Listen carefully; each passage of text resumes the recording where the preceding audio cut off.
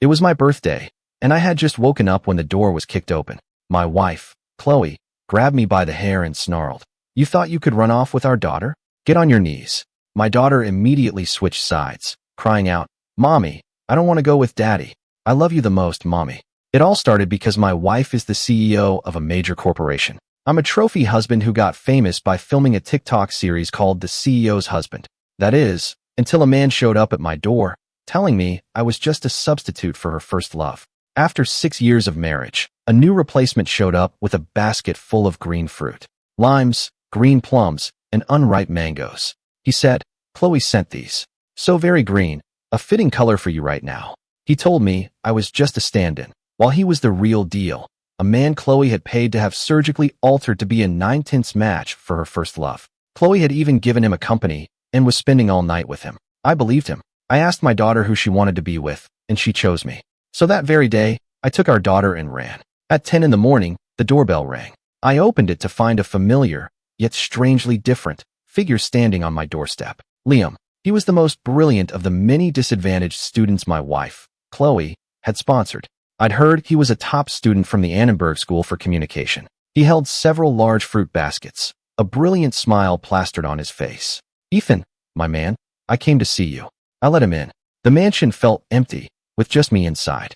My daughter, Nina, was still at preschool. It would be hours before I had to pick her up. Liam arranged the fruit on the coffee table one by one. Limes, green plums, unripe mangoes, guavas, green jujubes, kiwis, starfruit. I stared at the sea of green, a vein throbbing in my temple. "What is all this?" "Chloe asked me to bring them," Liam said, his eyes scanning me with a playful look. "She said you could use some nice-looking fruit, get your vitamins." He paused, his gaze pointedly sweeping over the top of my head. "Look at this green. So healthy, right? So very green. A fitting color for you right now." The remote in my hand creaked under the pressure of my grip. A surge of anger shot from the soles of my feet to the top of my head. What the hell is that supposed to mean? Liam turned back as if he'd heard the funniest joke in the world. "It means nothing. I'm sure you get it." He leaned back on the sofa, acting like he owned the place. A man ought to know his place. Don't get greedy for things that aren't yours. Did you really think you could marry into wealth and live happily ever after? You're nothing but a substitute. My mind went blank, as if I'd been hit with a sledgehammer. A substitute. That's right. Liam stood up, walked over to me, and pointed first to his own eyes, then to mine. "Go look in a mirror. See any similarities between us?" I shook my head. We looked nothing alike. He let out a scornful laugh. "Wow, you really don't get it, do you? Haven't you noticed that your eyes are 90% similar to mine? That's because we both look like someone. Chloe's first love, the one who died. His eyes look just like yours and mine. Get it now? That's your entire purpose." I froze, staring at him in disbelief. Liam was pleased with my reaction and dropped another bombshell. "You've seen me before, right? Notice a little something different now?" He smugly patted his own face. "That's right. It was Chloe. She paid for me to get a little work done. Modeled after her first love. Now, it's not just the eyes that are similar. My whole face is a 90% match. So, you should probably make way. Stop occupying a position you don't deserve." I was shaking with rage, wanting to argue but unable to speak. In my agitation, I accidentally bit the canker sore in my mouth. Ouch! The sharp pain shocked me back to my senses. This was too absurd. Chloe would never. "Why should I believe you?" I practically screamed.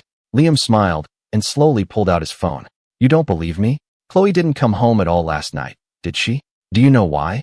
He scrolled through his phone as he spoke. "Because she was with me all night. She set me up with a new media company, and we were there yesterday." He shoved the phone screen in my face. It was a selfie. In the photo, Liam was in the foreground making a peace sign, a smug grin on his face. Behind him, on a sofa not far away, sat a figure I knew all too well. It was Chloe.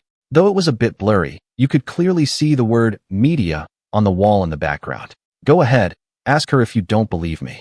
We're in the same boat, you and I. Except I'm moving up and you're getting kicked out. After all, I'm the more perfect replacement." He put his phone away, patted my shoulder, and turned to leave. "Hang in there, man. Plenty of other fish in the sea." "Oh, right. Chloe sent these fruits to remind you to be a gentleman about this. Leave on your own. Otherwise, you'll be stuck with this lovely green theme." A notification pinged on my phone.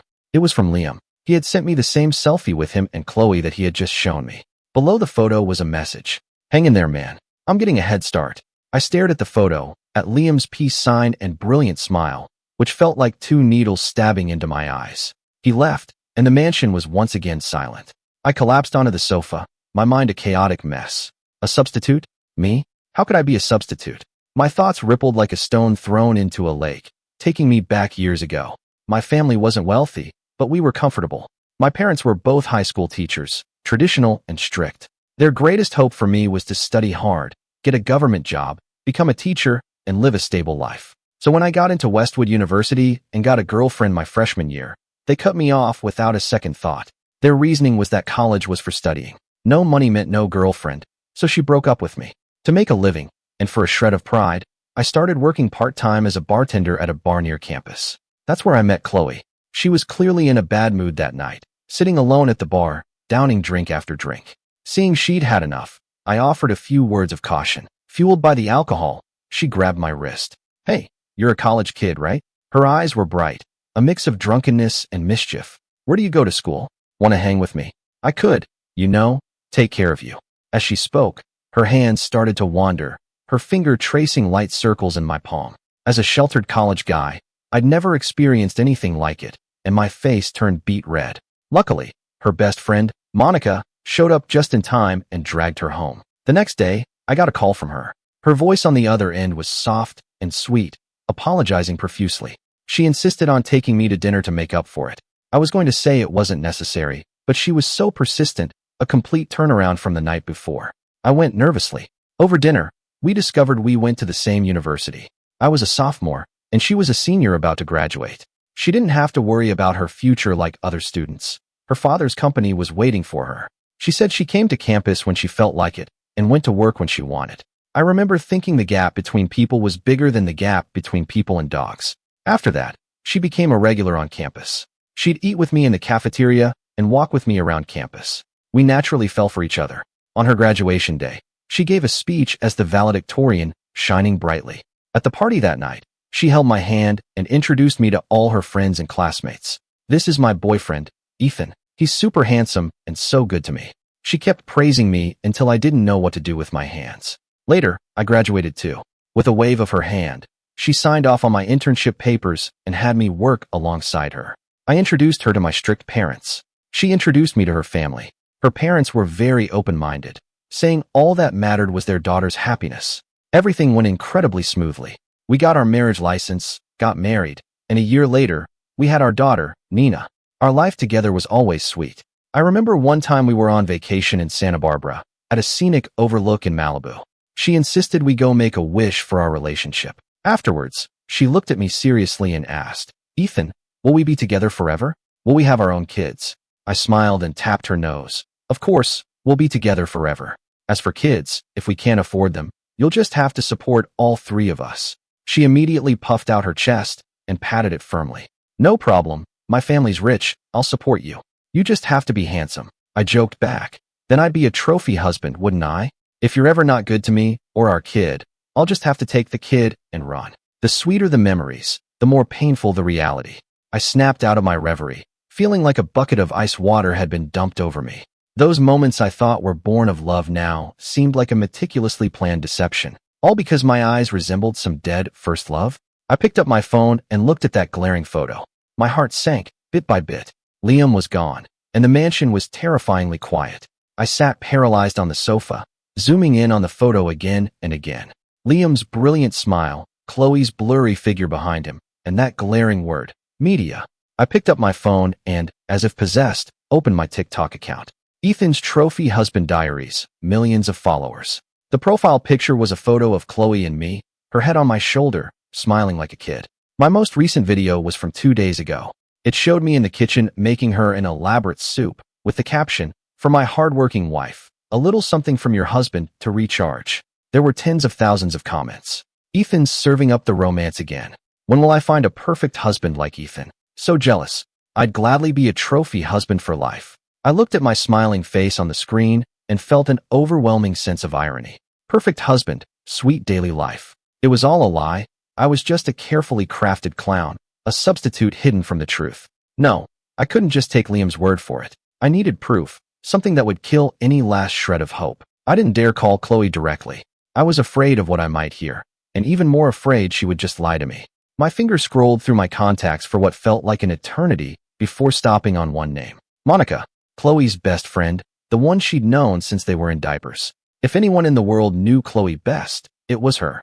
I dialed her number, and she picked up after a few rings. Hello, Ethan. To what do I owe the pleasure? You never call. Monica's boisterous voice came through the phone. I forced my voice to sound normal. Nothing much. Just calling to see how you're doing, what you've been up to. Just finished lunch. What's to be busy with? Just living the life. You, on the other hand, why no new lovey-dovey video today? Your fans are waiting. She joked from the other end. I gave a dry laugh, but my heart was hammering against my ribs. I took a deep breath, and after some small talk, I finally got to the point. Monica, I need to ask you something, and I need you to be honest with me. Oh, this sounds serious. Did she have a first love before me? One who passed away? My palms were slick with cold sweat as I asked. There was a moment of silence on the other end, followed by Monica's unrestrained laughter. Uff, why are you asking about that all of a sudden? She was roaring with laughter. Yeah, that happened. I thought you knew about it already. My heart plummeted. Monica was still talking, her voice light with nostalgia. Back when Chloe was a senior, right before that night she got wasted at the bar, she had just confessed her feelings to him. Boom. Something inside my head shattered. She confessed to him right before she met me. Liam's words, Monica's words, they were two sledgehammers, pulverizing my last sliver of hope. Hello? Ethan? You still there? Yeah, I'm here. My voice was so hoarse it didn't sound like mine. Thanks for telling me, Monica. I've always considered you a friend. Without waiting for her to reply, I quickly hung up. Just before I did, I thought I heard her mutter, that was weird. Yeah, weird. How could I, her husband, be the last to know something so important? It was laughable, absolutely laughable. I couldn't accept it.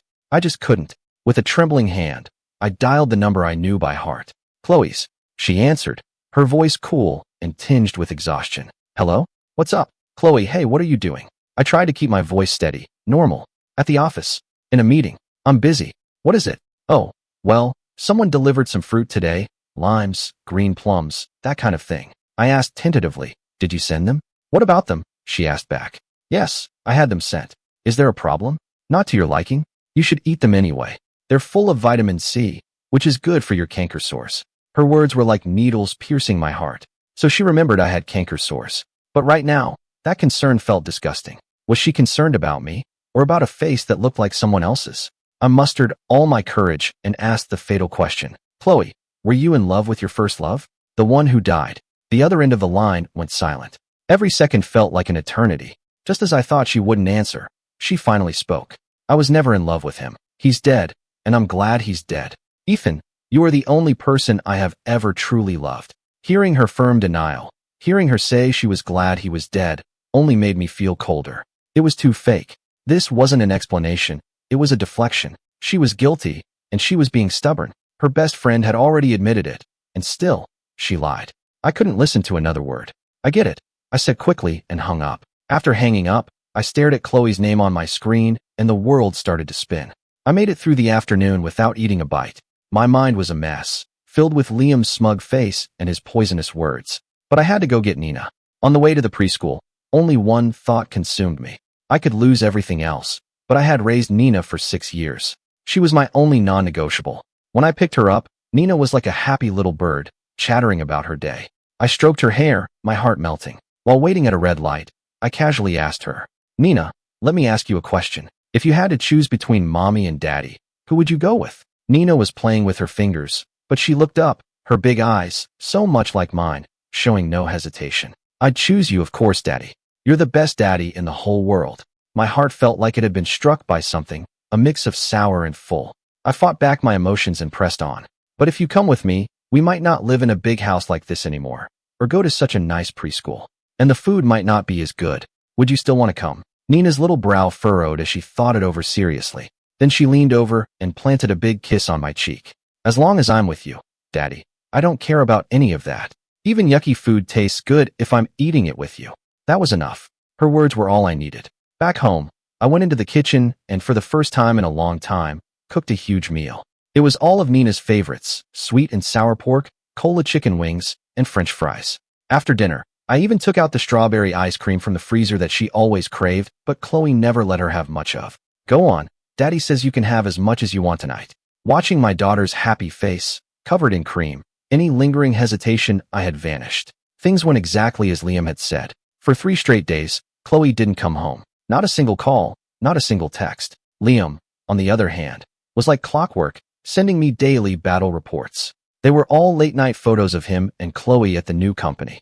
While there were no overly intimate gestures, the simple fact that he was there and I wasn't was a declaration more hurtful than any words. In the photos, Chloe was sometimes frowning at documents, sometimes talking to people, and Liam always managed to find the perfect angle to frame them together, a victorious smile on his face. He even added captions. Chloe is working so hard for our company. Don't worry, Ethan, I'll take good care of her. I looked at my phone and felt like the world's biggest joke. On the 4th night, after Nina was asleep, I lay in bed, tossing and turning. Enough. It was time to end this. I opened my iMessage chat with Chloe and sent her the first selfie Liam had sent me. The one with him making a peace sign and Chloe on the sofa behind him. I typed, "You're with him at the new company?" She replied almost instantly. "Chloe, yes, just normal work, setting up the new office, preparing everything. Don't overthink it, it's fine." I scoffed and typed again. Giving him a company is quite a grand gesture. This time, the chat window stayed quiet for a long time. Several minutes passed before she replied. "How did you know?" Those 4 words extinguished the last spark of hope in my heart.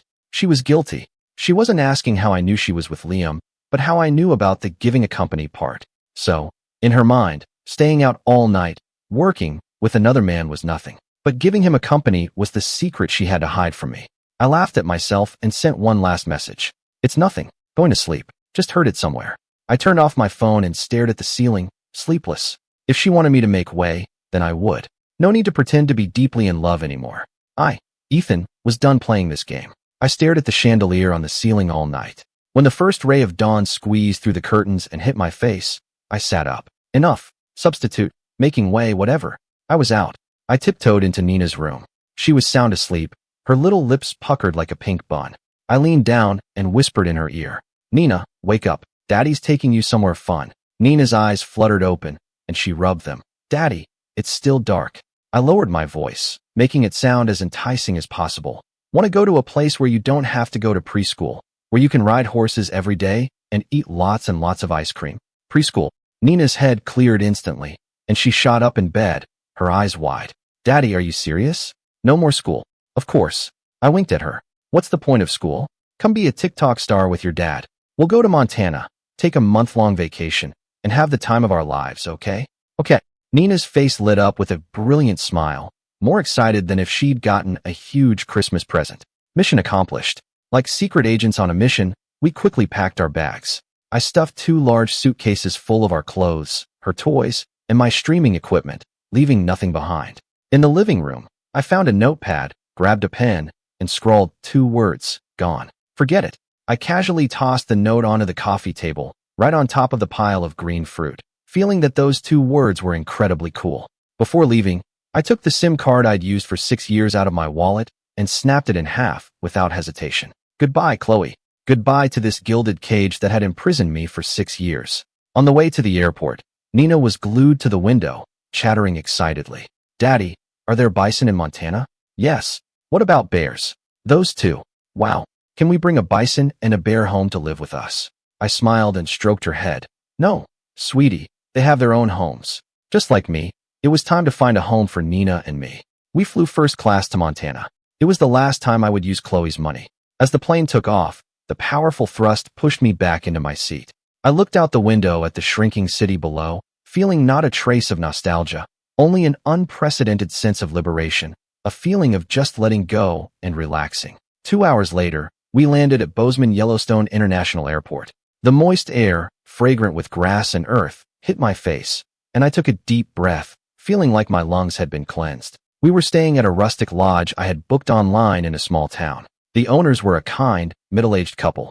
Seeing me with Nina, they were incredibly welcoming, helping with our bags and bringing us freshly picked fruit. Nina completely let loose, chasing a big golden retriever around the yard, her laughter as crisp as wind chimes. Watching her so carefree, the last bit of gloom from leaving my old life behind completely dissipated. The sky here was so blue, the clouds so white.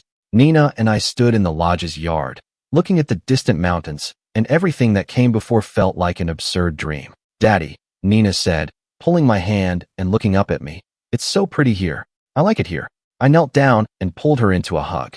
I'm glad you do. From now on, this is our new home. My life in Montana was as idyllic as a dream I never wanted to wake from. Nina and I went wild, spending our days riding horses on the open range. She sat in front of me, giggling as the horse trotted, her crisp laughter echoing across the vast plains. We fed grass to the gentle cattle and sheep, Nina's small hand clutching a handful of hay, carefully offering it to a sheep, both nervous and excited. All the frustration and bitterness that had built up in that gilded cage were washed away by the blue skies, white clouds, and fresh air. I thought these days would last forever, but I had no idea that while Nina and I were enjoying our freedom, a storm was brewing 1,000 miles away in California. It started 2 days later. Nina's preschool teacher, Ms. Davis, noticed she had been absent for 2 days in a row, which was unusual for the never late, never absent Nina Sterling. She first tried calling my number, only to be met with a cold, automated message. The number you have dialed is no longer in service. Ms. Davis paused, thinking she had misdialed, but after checking the number and trying again, she got the same result. Left with no choice, she dialed the number listed as the emergency contact. The call came through while Chloe was in the middle of an important board meeting. She saw Nina's preschool, Ms. Davis, on her caller ID and frowned. She silenced the call, not answering. But a moment later, it rang again. A flicker of annoyance crossed Chloe's face. She excused herself from the boardroom and took the call outside. Hello, Ms. Davis, is something wrong? Her tone was clipped, annoyed at the interruption. Miss Sterling, I'm so sorry to bother you. It's just that Nina hasn't been to school yesterday or today, and I can't reach Mr. Sterling's phone. It says the number is out of service. I just wanted to check if she was feeling unwell. Chloe's brow furrowed even deeper. Out of service? She hung up and immediately dialed my number from her contacts. The number you have dialed is no longer in service. The same automated message. The flicker of annoyance instantly morphed into a sense of dread.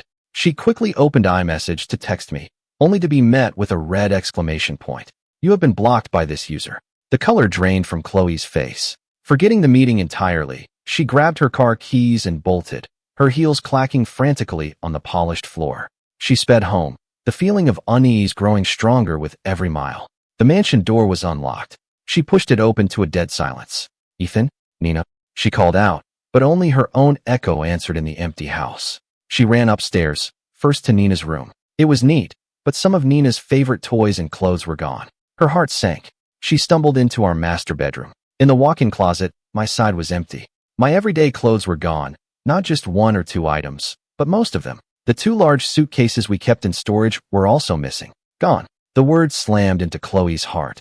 She staggered back, leaning against the doorframe, her mind a complete blank. She walked downstairs in a daze, her eyes vacant as she scanned the living room. Finally, her gaze landed on the note I'd left on the coffee table. It was sitting right on top of the pile of green fruit she'd had sent over. She walked over, her hand trembling as she picked it up. On it were the 2 words I had scrawled, gone.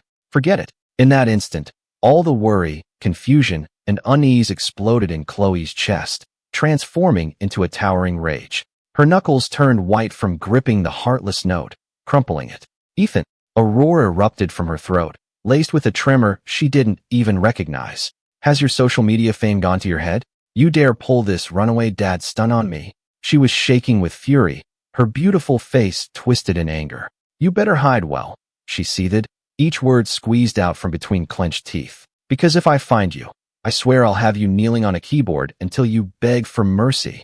My life in Montana was as idyllic as a dream I never wanted to wake from. But at my core, I'm a content creator. I couldn't just abandon an account with millions of followers.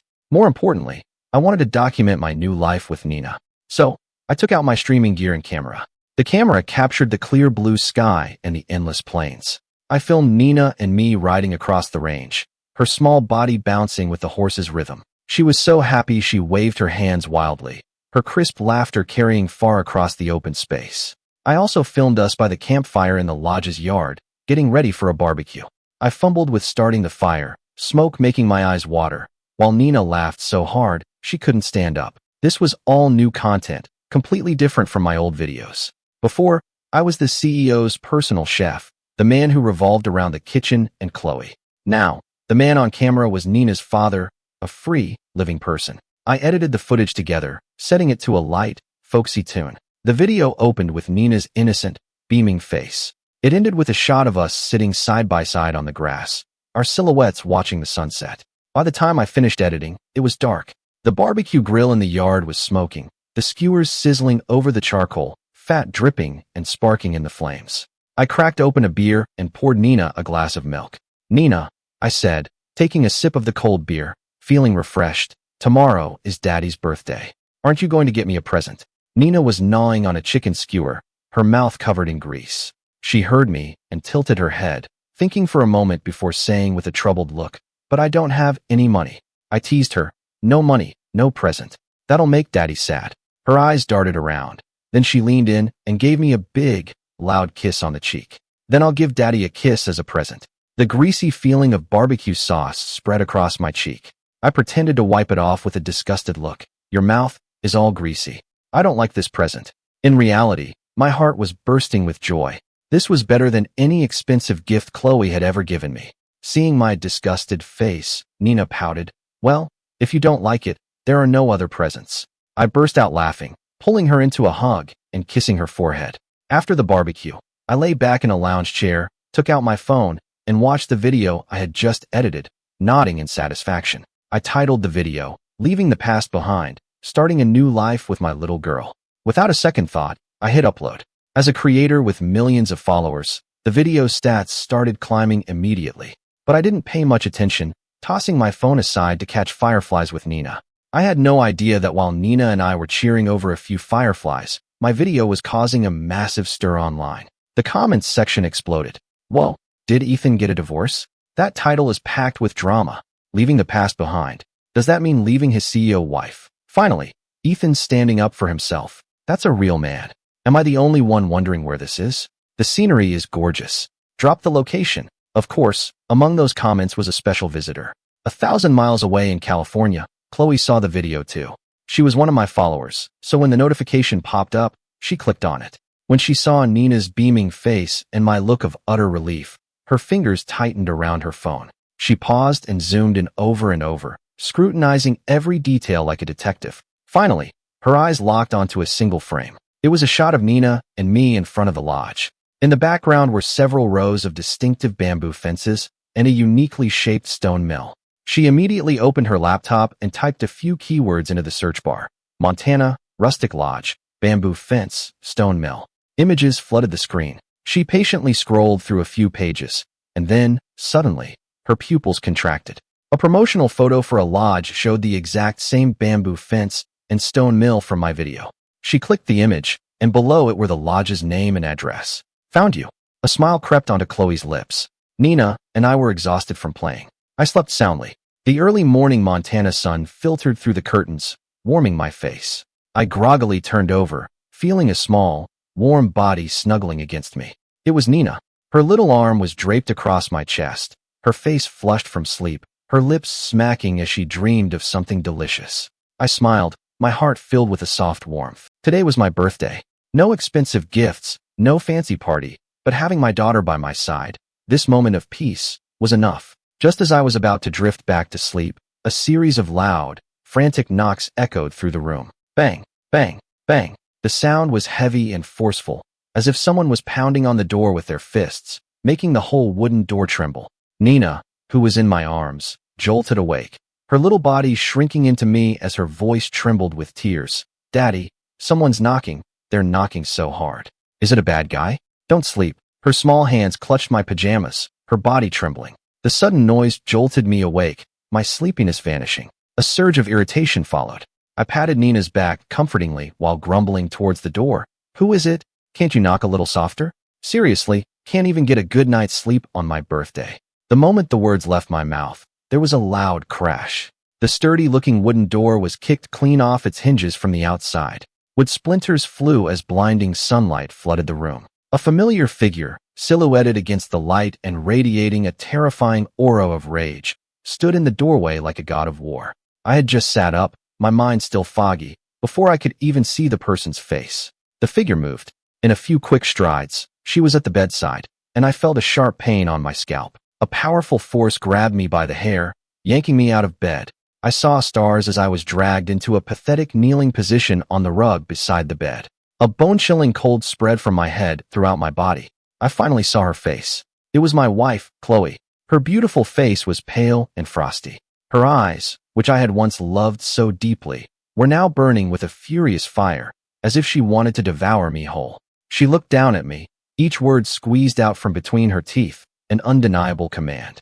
Get on your knees. Looking at her expression of extreme anger and seriousness, my brain hadn't even processed it before my body reacted honestly. My knees went weak, and I instinctively straightened into a proper kneeling position.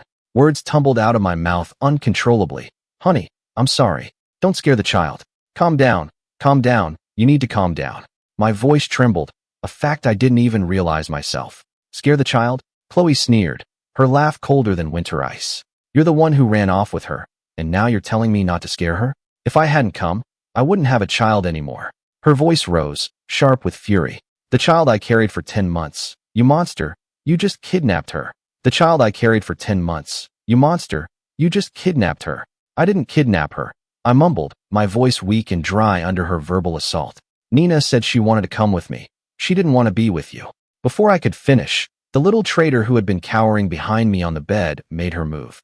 Nina peeked out from under the covers, her big eyes first glancing timidly at me, then at the furious Chloe in the doorway. In a split second, her expression changed from terror to pure joy. Mommy! She shot up in bed, scrambling towards the edge and reaching out for Chloe to pick her up. Mommy, I want to be with you. Don't listen to Daddy. I love you the most. Her voice was loud, her words clear, filled with heartfelt sincerity. I was completely stunned. I stared in shock at my own daughter, the one who just a day ago had said, as long as I'm with you, Daddy, I don't care about any of that. Now she was clinging to Chloe's leg, her little face turned up in a look of utter loyalty. My mouth opened and closed, but no words came out.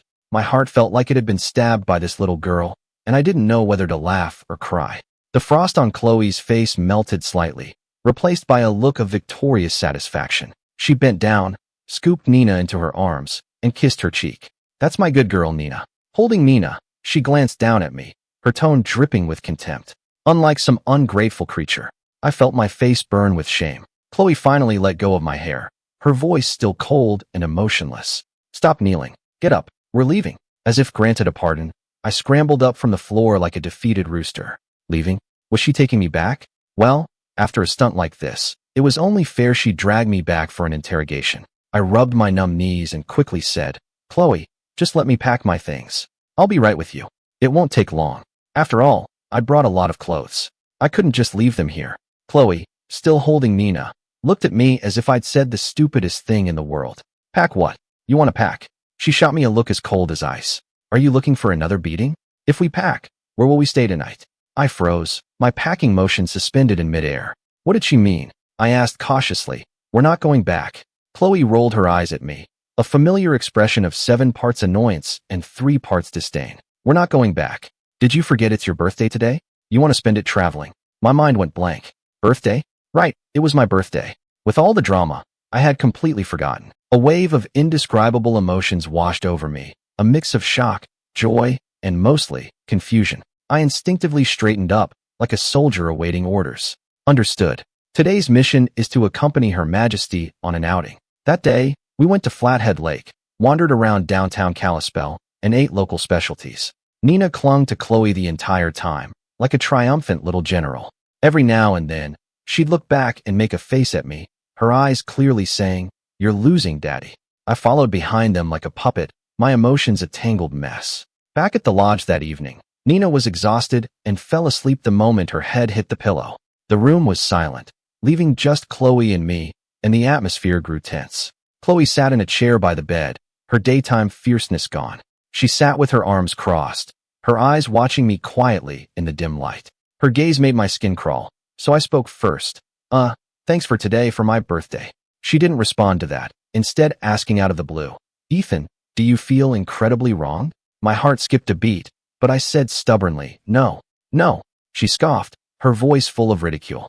If you didn't feel wronged, why did you run? You acted like an idiot. Liam tells you you're being replaced, and you believe him. He says you're just a substitute, and you believe him?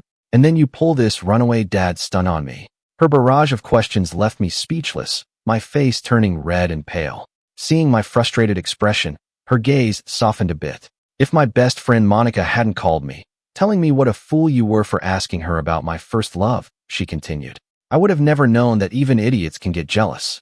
I stuck my neck out, retorting, I wasn't jealous. Anyone would have reacted that way. Reacted that way? She raised an eyebrow. Yes, I said, my voice rising as if I'd found an outlet for my frustration. Chloe looked at me as if I were a petulant, irrational child. She sighed, a hint of exasperation in her voice. Ethan, have you forgotten you had canker sores a few days ago?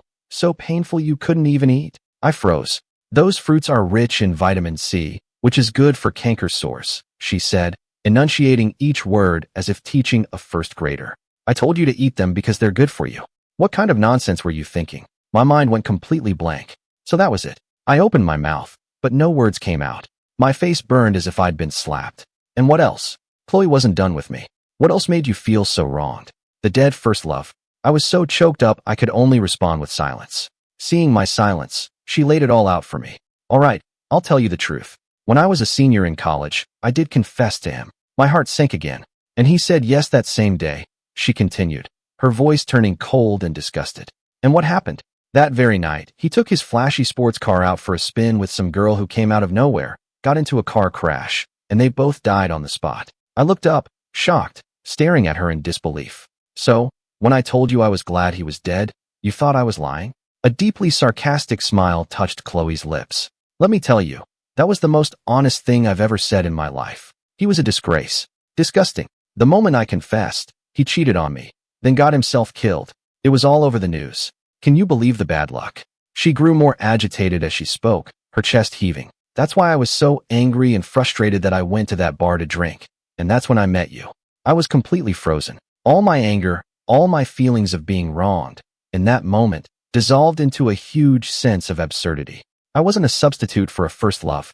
I was just the unlucky, no, the lucky guy she met after some jerk got himself killed. The truth about her first love exploded in my mind like a bomb, shattering all my previous feelings of hurt and anger. But I still wasn't satisfied. What about the company? I asked. And Liam? And those photos he sent me? The company?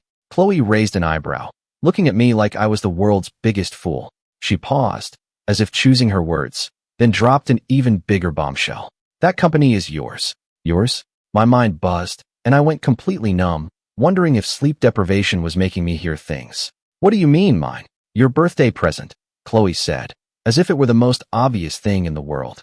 You're a TikTok star with millions of followers, right? I figured you couldn't be a trophy husband forever. So I got you a media company, so you can be your own boss and grow your brand. Isn't that a good thing? I stood there, my mouth open, speechless. A media company? Just because I was a TikTok star? The reason was absurd and extravagant, but it sent a wave of warmth through the coldest corner of my heart, melting the ice. Seeing my stunned expression, Chloe continued. As for Liam, he graduated from Annenberg, so he's qualified. The company was just starting, and I didn't know anything about the industry, so I hired him as a consultant to help out and give some advice. That's why we were at the office so late those nights. We were working. What about the photos? I persisted. The photos? Chloe scoffed, her voice full of disdain. He took those himself, secretly, or deliberately angled them to get me in the shot. At first, I thought he was just a show-off, but then I realized something was off and started ignoring him. I had no idea he'd have the nerve to use them to try and manipulate you. She paused, her eyes turning cold. He must have found out about my unfortunate first love somewhere and got plastic surgery to look like him, thinking he could get close to me and hit the jackpot. He's desperate for money. All the pieces fell into place. Liam's appearance, the green fruit, the glaring photos, and his elaborate story about me being a substitute. It was all a despicable scheme he had orchestrated himself to get ahead. And I was the biggest fool, played like a fiddle. My face burned with shame and regret, and I wished the ground would swallow me whole. So how did you find me? I asked, my voice barely a whisper. Your TikTok video, you idiot, Chloe said, rolling her eyes. Did you think I don't follow you? I watch every single one of your videos. The moment I saw that bamboo fence and stone mill, I searched online and found this lodge. So that was it. My grand escape was, in her eyes, just a childish tantrum where I'd left a trail of breadcrumbs. The betrayal and deception I had imagined were, in reality, her surprise and love for me. I looked at her, at the bloodshot eyes from her overnight journey, and my heart was a jumble of emotions. I wasn't a substitute. I never was. I was the one she cherished, the one she quietly watched over, the one she would spend a fortune on. She looked at me, a mischievous smile playing on her lips, but her eyes held a dangerous glint. But Liam did remind me of something. Remind you of what? I asked instinctively.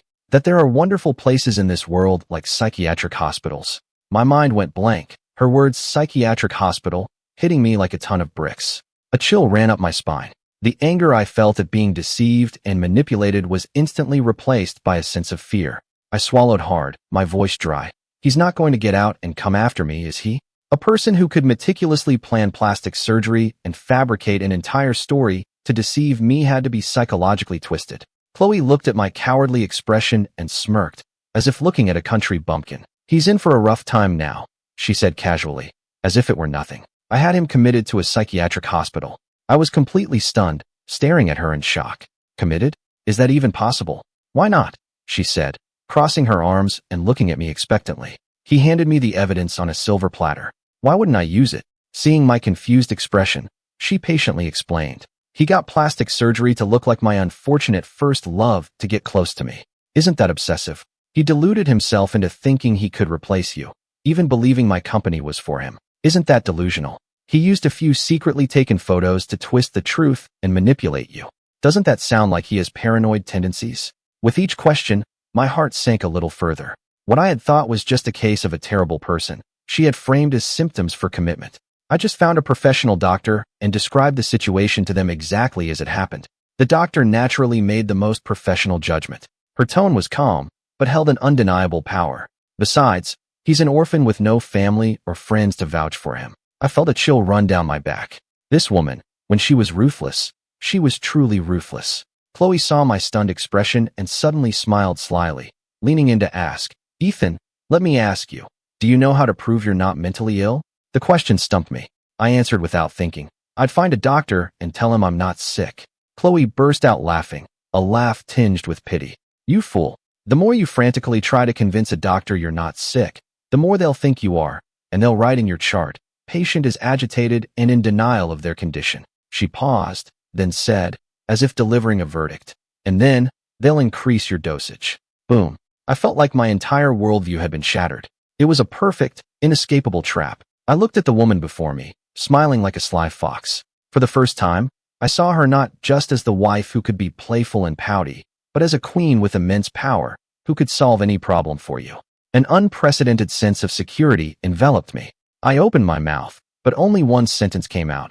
Honey, you're amazing. Just then, the little girl sleeping like a log on the bed suddenly turned over, smacking her lips and mumbling, Mommy, Daddy, stop talking, you're waking me up. Chloe and I looked at each other, and we both saw the laughter in each other's eyes. The tense atmosphere from moments before was instantly dispelled by our daughter's sleepy words. Chloe put a finger to her lips, signaling for me to be quiet, and we both fell silent. The room was quiet again, filled only with the sound of our daughter's even breathing. Moonlight streamed in through the window, casting a gentle glow on her fluffy hair. We both quieted down and lay back on the bed, with Nina nestled between us. I turned on my side, looking at their sleeping faces, my heart full to bursting. With the misunderstanding cleared up, the Montana sky seemed even bluer than before. The next morning, I was awakened by Nina's laughter. The little rascal was riding on my back like a horse, while Chloe sat on the edge of the bed, watching us with an amused look in her eyes, a tenderness I had never seen before. My plan to run away now seemed like a childish, laughable farce. The rest of our vacation became a true honeymoon for our family of three. On a snowy peak in the mountains, I held Chloe and Nina close in the biting wind. She froze for a moment, then her cheeks flushed, and she pinched my waist, saying, You're so childish, but the smile in her eyes gave her away. In a historic old town, we dressed in local traditional clothing. Nina ran ahead like a little butterfly, while Chloe and I followed, hand in hand. She was a little foodie, her mouth stuffed with pastries. When she couldn't eat anymore, she'd stuff them in my mouth. I'd pretend to complain, but I'd happily eat every last crumb. My camera was working overtime these few days. The lens was no longer filled with the lonely image of a father and daughter, but with the smiling faces of our family of three, holding each other close. Back at the lodge that night, I edited the new footage into another video. I chose an incredibly sweet song for the background music. The video opened with me shouting, I love you, on the mountaintop, and ended with our silhouettes against the sunset in the old town. After finishing it, I watched the video, a smile spreading across my face. I gave the video an incredibly bold title, Captured and Brought to Justice. Turns out my wife is madly in love with me. The moment I hit upload, I could already imagine the chaos in the comments section. And I was right. Less than half an hour after posting, my notifications blew up. Whoa, this plot twist has me on my knees. One video he's running away with his kid, the next he's begging for forgiveness. You guys, I thought Ethan was finally having his rebellious phase, but it turns out he just found a new place to show off his perfect life. I'll take this dose of sweetness. Am I the only one who noticed the way Chloe looks at Ethan? That's pure adoration. Case closed. This isn't a substitute story. This is true love conquers all. My follower count jumped by another million overnight. Seeing the comments section filled with LOL and I'm dying of sweetness, the last of my feelings of being deceived vanished completely. I was vindicated. The vacation ended, and our family of 3 flew back to California. When we left, I was filled with despair. On the way back, I held Nina's hand in my left and Chloe's in my right, my heart overflowing with happiness. After landing, Chloe didn't take us home. Instead, she had the driver take us to a brand new office building. Get out, she said, tilting her chin at me, a hint of pride in her eyes. I followed her into the lobby, where the company name was written in large, gold letters on the wall behind the reception desk. It was the same media company I had seen in Liam's photos, the one that had filled me with despair. From now on, this is all yours, Chloe said, pressing a key card into my hand. Her tone was casual, but her words landed in my heart like a boulder. She led me to the largest office. On the door was a nameplate with 2 words, Ethan Sterling, CEO. I stared at the words, feeling like I was in a dream. From a trophy husband living off his wife to CEO Sterling, owner of his own company. The change in status was too fast, too surreal. I pushed open the door to a spacious, bright office with a huge floor-to-ceiling window overlooking the most prosperous part of the city. Chloe hugged me from behind, her chin resting lightly on my shoulder. CEO Sterling, she whispered in my ear, her voice laced with that familiar, mischievous smile. You'll have a lot of beautiful, young female influencers working for you now. You'd better behave yourself. I looked at the gold letters CEO Sterling on my office door, still feeling a bit lightheaded. This birthday present from Chloe was truly overwhelming. When I pushed open the door to the main office area, I was greeted by a flock of beautiful women. The entire workspace was filled with young, attractive faces. Long legs, slim waists, sophisticated types, cute types. All kinds of female influencers were busy in their studios, either smiling sweetly for the camera or chattering about the latest trends. I, a trophy husband who had made his name thanks to his wife, was suddenly their boss. Fortunately, if I had one skill, it was being approachable. Plus, with my millions of followers, it didn't take long for me to get along with the company's influencers. Ethan, can you look at this video script for me? I feel like it's missing something. Mr. Sterling, my live stream views are a bit low today. Do you think I should try a different style? I welcomed them all, chatting about content, telling jokes, and sharing my influencer experience. Soon, Mr. Sterling was replaced by Ethan. Just as I was enjoying the feeling of being in demand, a familiar figure appeared like a ghost at my office door. Well, Mr. CEO, looking quite impressive. Monica leaned against the doorframe, arms crossed, a smirk on her face. My heart skipped a beat. What are you doing here? Me? She sauntered in on her high heels and plopped down on my office sofa. Chloe sent me. Said she was worried you couldn't handle things on your own, so she gave me the title of assistant and secretary. She paused, winked at me, and lowered her voice. Basically, I'm here as a spy. Get it? I got it. I got it all too well. From that day on, my easy life was over. Monica was like a 24/7 surveillance camera installed in my life. If I chatted with a new female influencer for a few minutes too long, my iMessage would ping within 5 minutes with a message from Chloe. How's the new employee's performance? Does she require so much personal guidance from the CEO? If my gaze lingered for half a second too long on a female streamer's short skirt during a meeting, I'd come home to find a keyboard placed in the middle of the living room. Honey, I'm sorry, I just got distracted for a second, I'd say, expertly kneeling down in the standard position. Chloe would be holding Nina, looking down at me. Oh, distracted? Then tell me, what color was her skirt? I wouldn't be able to answer, so I'd just hang my head and admit defeat. Nina would clap her hands and cheer. Daddy's kneeling on the keyboard again. Mommy is the best. I wanted to cry. One evening, as I was finishing up my work, my office door opened. Nina shot in like a little cannonball and hugged my leg. Daddy. I smiled and picked her up. Chloe followed behind, carrying a cake from her favorite bakery. She was wearing a form-fitting dress, her long hair draped over her shoulders. When she walked in, the whole office seemed to brighten. Just as I was about to speak, Monica walked in, a mischievous look on her face. "Chloe, you're here? You need to get your husband in line." She walked over to Chloe and said loudly, deliberately. My heart tightened with a sense of foreboding. I heard her tattle. Today, he was secretly staring at that new dancer we signed, the one with the black stockings. I saw him. My scalp tingled. "You're lying," I quickly retorted. I did not. Chloe's eyes narrowed. She set down the cake and walked towards me. "Is that so?" The next second, a soft but firm hand twisted my ear. "Ow, ow, honey, she's lying. I really didn't." I yelped, trying to dodge while holding Nina. Chloe twisted a little harder, but the corners of her mouth couldn't help but curve into a smile. "You'd better not have." She let go and rolled her eyes at me. "Come on, let's go home for dinner." As if pardoned, I held Nina and followed behind Chloe like a little puppy. Monica stifled a laugh behind us and made a face at me. And so, our family of three walked out of the office building, laughing and teasing.